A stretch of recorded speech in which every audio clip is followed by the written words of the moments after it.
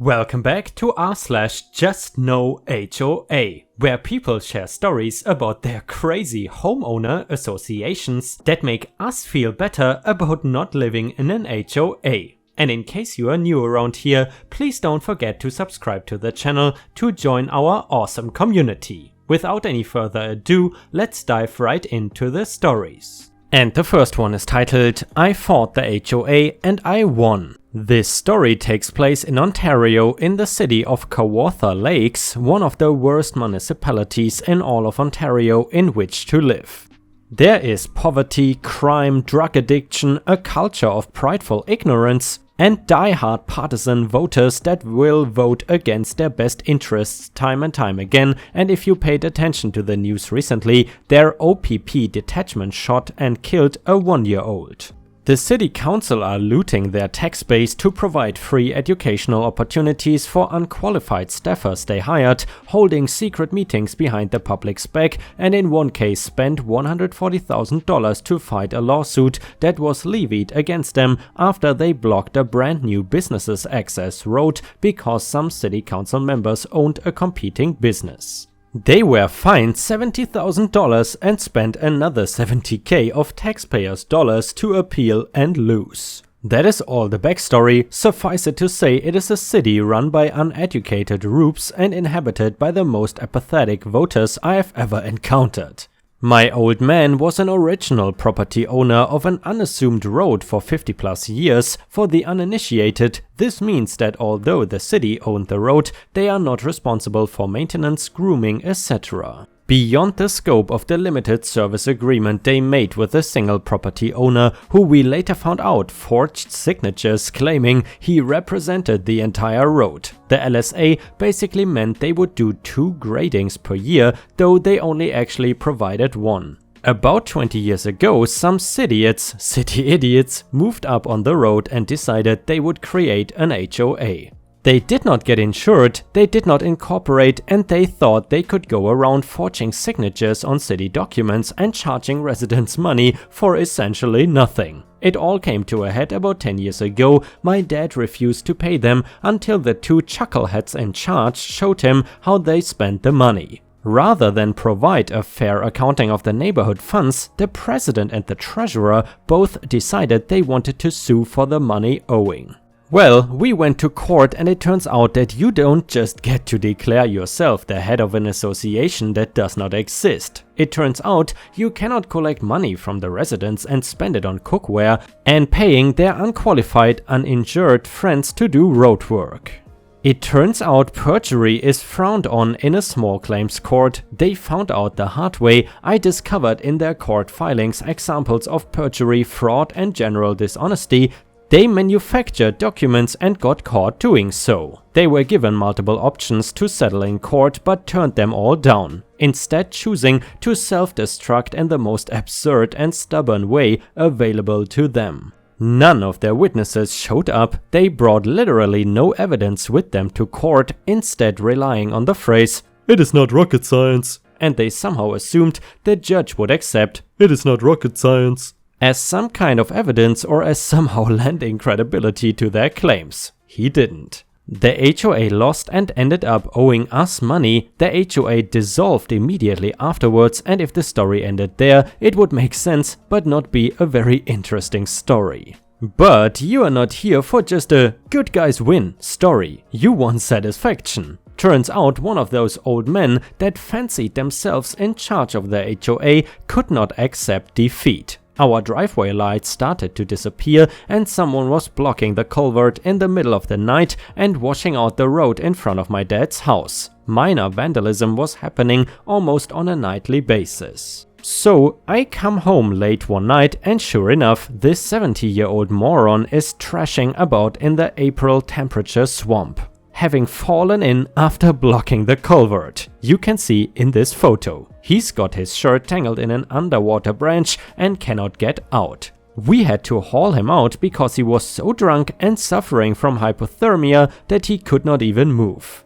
And yes guys, this is a true story, as you can see by the picture that OP kindly provided here. I would say that is what you call karma. Anyway, then we called the cops, he got yelled at, trespassed, and no driveway lights ever went missing again, and the cops let me keep the trash can lid he was using to block the culvert. Free lid. Moral of this story is, don't take crap off an HOA, they may look official, but I will bet you most HOAs are doing something shady that will reflect poorly on them in court should you find yourself at odds with them. And guys, if only every single HOA story ended like this. But unfortunately, as we all know, you don't always get the justice you deserve when you deal with these pesky HOAs. And the next one is titled HOA trying to ban all guns in the entire HOA controlled area. I moved into the HOA about a year ago and have not had any major trouble until about December. I finally got the chance to go to the range and started loading up my car. I guess someone reported me because I got a notice stating that they wanted to inspect the property. They said that I was spotted with several assault rifles. I was loading the ARs, my AK, the SETME and my Chris into the trunk while open carrying. I open carry while loading up, as when I transport several thousand worth of firearms, I don't take chances. So they come and inspect the house and want me to open my gun safe. To avoid any kind of confrontation, I complied. One of the HOA people basically told me that I would need to get rid of these weapons. I laughed at them, telling them they had no right to even say that, told them they had no CC&Rs regarding firearms. Well, they wrote them up and at the next meeting they voted them in. I received 2 notices to remove all firearms from my home. Then they took it a step further and posted 30th June and 30th July, or whatever that means, signs at the entrances to the neighborhood, at the community pool, at both ends of each block, and sent me a flyer with them stating that the neighborhood was a gun-free zone. I attended the next meeting of the HOA to try to address the issue. When I stood up to speak, I was kindly asked to sit down as they had discussed the firearm rules to death in the last meeting. I was given no option to say anything and was asked to leave when I refused to sit down. What can I do here? Edit, just learned that the provisions for possession of firearms are toothless. To appease the gun owners in the community, the rules regarding possession of firearms basically has no penalty schedule with it. Literally, the most they can do is written warning and suggest a monetary payment. But basically, compliance with this rule is not compulsory, it is voluntary. They can tell us what to do and we can tell them to go away. That being said, I am told this is still an issue as this can be used against homeowners if they try to seize our house. The judge would look at this as a history of disregarding the rules, or however my friend put it. So I am not too worried at the moment, but so far I have spoken with 2 of my gun-owning neighbors. They are on board with getting more gun owners on the HOA board. And a user in the comments said, state matters, though judging by the 30.06, and sorry guys, I'm still not really sure what that means even after googling, reference, this is Texas. Being on one's own property nullifies literally all carriage-related concerns in Texas, see section 46.02a. While in theory the HOA could trespass you, good luck with them trespassing you from your own home. Honestly, this is the sort of thing that lawyers writing threatening letters is for. A lawsuit which you would have a good chance of winning, seeing as how the CC&Rs were passed after you moved in and in which the HOA is behaving arguably unlawfully, would be expensive for them. A letter is cheap, reach out to a local 2A group and see if there's somebody they can refer you to. And guys, since I'm pretty sure that a lot of the people in the comments are also gun owners, what would you do if you would have made the mistake to live in an HOA and the HOA would then try to essentially ban your guns or even take them away? Let us know in the comments, and while you're at it, please don't forget to like the video and post some star emojis in the comments if you want to support me. Thank you very much in advance, I am so grateful for your support and this really helps my channel tremendously. And now let's head on to the next story. Update: resolution to the issue of my HOA trying to ban all guns in the HOA controlled areas. And by the way guys, the title alone sounds like some sort of dystopian future to me. But maybe that is just because I was playing too much Cyberpunk 2077. Anyway, since then we have managed to completely undo this situation. Short version is, we simply rocked the vote. Long version, the gun-owning board member contacted a few of us to discuss this issue. He found a loophole in the bylaws which would allow us to undo this rule. The easy version is this. The way it is currently set up, for a CC&R to be implemented or revoked, it requires simple majority at an HOA meeting by those present. Then it gets put onto the ballot, which is in a packet that is mailed to every home in the HOA. This means renters are the ones who vote for situations where a single owner owns a whole block and rents it out. Once you vote, you hand deliver the packet to the Dropbox in the rec center. If more than a 3/4 majority vote yes or no on an issue, then it passes or fails. However, this 3/4 majority can only be reached if occupied homes actually vote. With voter apathy, this never happened. If it never happened, then it defaulted to the 6 board members for the deciding factor. So if 92 out of our 270-ish occupied home voted no on something, then the board could unanimously vote yes and it would pass. For the last 3 months we've been submitting the same CC&R revocation request at the meetings. Each time it goes to a vote with near unanimous vote to repeal the CC&R. Each time we did not have enough people voting on it. Until this last time. Each time we were informing the homeowners of the votes and how simply voting could get rid of many of the CC&Rs that everyone is disliking. This last voting round we got 220 people to cast their vote. The management company at first did not remove the 30.06 and 30.07 signs until the board member who helped us out called them up to do it. Step 2 is replacing the board members and trying to effectively dissolve the HOA. We cannot actually dissolve it, but we can basically make them useless. And guys, I would argue that is a pretty good step-by-step guide on how to get rid of your HOA.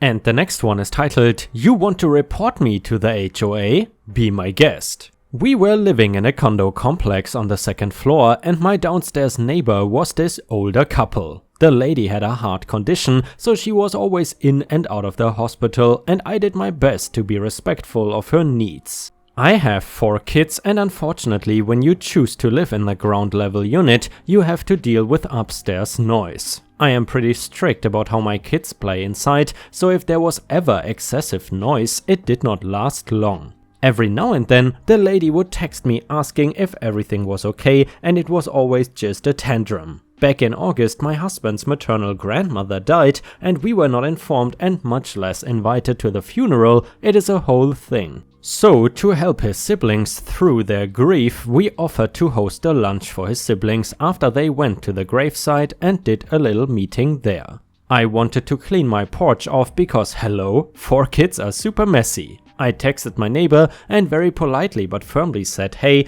we are gonna be cleaning our porch, so if there's anything you don't want getting wet, move it out of the way. Well, she did not like that at all, threw a huge fit and had her husband come up and try to bully us. Her grandkids had drawn in chalk on her patio and we were just gonna watch it all away. How horrible of us. Her husband ends up saying, "We will just report it to the HOA and deal with it that way." I was so irritated, we ended up not cleaning the porch due to some other circumstances, but they had already sent in their complaint. Next week rolls by and I get a letter in the mail from the HOA basically saying, "You have to keep your porch clean or we will fine you." In comes malicious compliance. I text my neighbor and let her know that we got the letter and I would be cleaning the porch that day, so she needed to get all her stuff moved. She was all huffy. "Oh no, you cannot do that. I cannot move anything. I will talk to my husband." A while later she texts and says, "He's coming home early to move everything. He's not happy." Gee, I wish we could have done this on a Saturday like I had planned last week. Sucks to suck, lady. It felt so glorious spraying off my porch knowing she was downstairs complaining about it because I could hear her phone conversation. And guys, I'm wondering, did you ever have any malicious compliance situations with your annoying neighbors? In case you have any, Please let us know in the comments. And the last one is titled "Entitled Neighbors Demand I Fix My Fence." This one happened maybe about 10 years ago, but just came to my mind. I had purchased a house with my wife when I was about 26. We were definitely the kids of the neighborhood, but excited to get started making the home ours. All of our issues stemmed with one of the next door neighbors. This started with basic entitlement. The landscaping in the section of the property that bordered theirs was pretty horrific, made worse by how the previous homeowners stored their RV there. There were some paver stones creating a little walkway across our front lawn. We set about to fix this whole section first, moving all the old landscaping rocks, building a retained wall, putting down landscaping fabric and moving the rocks back. Took the entire summer, looks great now. However, not good enough for the neighbor. Old lady: "I use that pathway when I walk between these houses." Me: "Well, I would much prefer you use the sidewalk if you need to come to my door." Old lady: "When are you going to clean up the rocks on my yard?" She wanted me to do the same thing I did on my side of the property to her section. "Sorry, you're going to need to hire a landscaper." Fall rolls around, as does winter. She made sure to point out to me, "The previous homeowner used to clean the leaves off my yard and used to shovel my walkway and driveway for me." Yeah, maybe if she had ever been polite to me, I would have considered helping out an elderly neighbor. So now the real story begins. It is the middle of winter and I am keeping pretty busy being dad to our new baby and going back to school. It is finals week. We find a note on the door. "Your fence has fallen onto our property and we cannot get out of our house." Well, how did you post this on my door? I go out back and take a look. Sure enough, a few sections of the fence have failed. It is leaning against their house, preventing access to the back gate. I call my dad. He shows up with tools and his truck. We proceed to dismantle the broken fence section, put up some temporary fencing and clean up. I'm going to have to do some grading work and dig out the old concrete footers to fix this right. The ground is frozen solid, so this will need to wait.